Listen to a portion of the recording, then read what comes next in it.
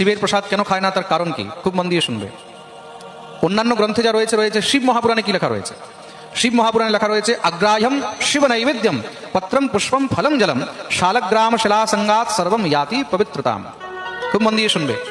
মহাদেবকে অর্পণ করা যে কোনো বস্তু, চাहे সে পত্র হোক, পুষ্প হোক, ফল হোক বা জল হোক, কখনো বৈষ্ণবদেরকে গ্রহণ করিতে নেই। শুধু বৈষ্ণবই নয়, কিন্তু কদাচিৎ কাউকেই গ্রহণ করিতে নেই। এখানে কিন্তু বৈষ্ণব বলা হয়নি, শিব মহাপুরাণের কথা বলছি। শিব মহাপুরাণে স্পষ্ট রূপে লেখা রয়েছে আগ্রাহ্যম নচ গ্রাহ্যম, গ্রহণ করিবে না কি?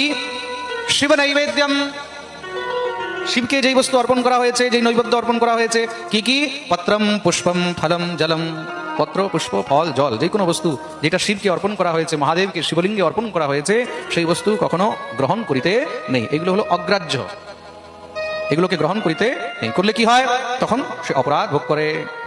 খুব মন দিয়ে শুনতে হবে। তাকে শ্বানজনি প্রাপ্ত করতে হয়, মানে তাকে কুকুরের জন্মে গ্রহণ করিতে হয়। মা পার্বতীর অভিশাপ রয়েছে। তাহলে শিবের প্রসাদ কি খাওয়া যাবে না? বলে খাওয়া যাবে। তার জন্য কি বিধান রয়েছে? শ্লোকের আগে বলছেন শালগ্রাম শিলা সঙ্গাত সর্বম ইয়াতি পবিত্রতাম। শিবের সঙ্গে যদি শালগ্রাম থাকে, তো শালগ্রামকে ভোগ লাগিয়ে, শালগ্রাম মানে নারায়ণ, খুব মন দিয়ে শুনবে, শালগ্রাম বলতে নারায়ণ।